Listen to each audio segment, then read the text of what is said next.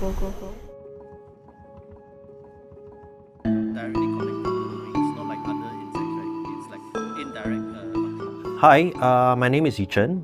I'm a museum officer from the Yuchen Natural History Museum. I teach this module called Biodiversity and Natural History in Singapore at NUS College. The goal of my module actually is to develop students into capable naturalists who have a sense of wonder about the natural world. I run my course akin to like a field course. So initially, it's very intensive knowledge and concepts for the first 5 weeks. Then after, they learn to apply their skills and knowledge in a field trip about 3 to 4 days, usually somewhere overseas, like on one-day islands, Pulau Ubin, Sentosa. This time round, it's at St. John's Island. What do students do there? They learn to apply the skills as any naturalist would.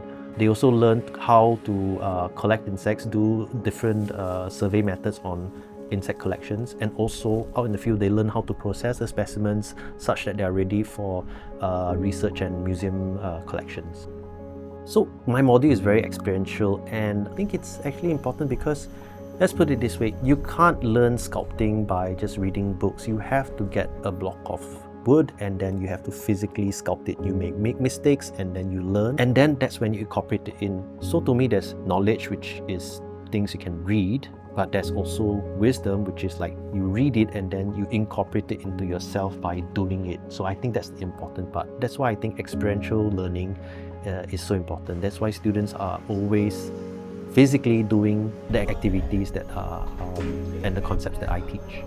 My most enjoyable experience was definitely the night walk, because I've never gone on a night walk before in the forest. I was really shocked at the cacophony of sounds that I heard in the forest at night, showing that although I couldn't see a lot, I could feel as though I wasn't alone, and that the forest was just teeming with life, with biodiversity. It really made me think more about nature, about how it's just brimming with life, and although sometimes we may not see it easily, if we look hard enough, we can.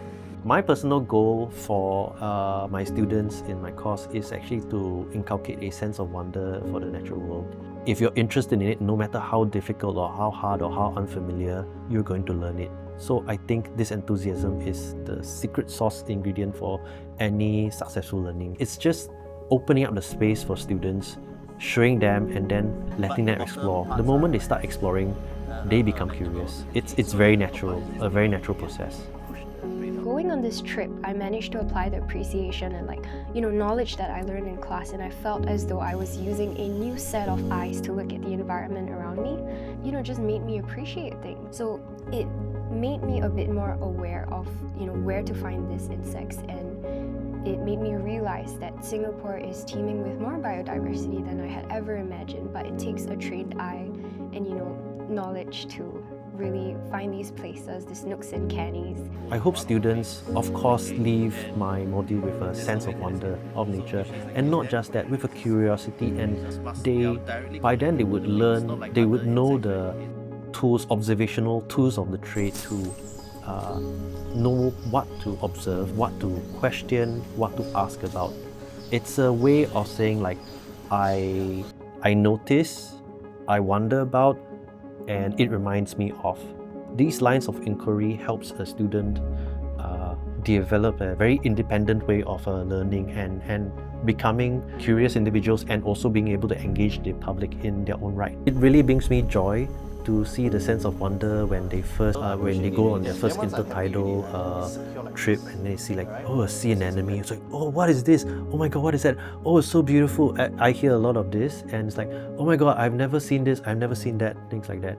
And the joy when they first manage to catch their first insect that looks so daunting, flying around so big, and then they manage to catch it and manage to pin it. They have this sense of accomplishment. It makes me very happy to see how they are enjoying that process. For nature journaling, I really enjoyed that I was able to appreciate and experience nature at my own time and pace outside of the classroom. So my learning about nature didn't just stop in the classroom, but I was given assignments that, allowed me to go out and in my own time, sit at places that I chose and experience nature for myself.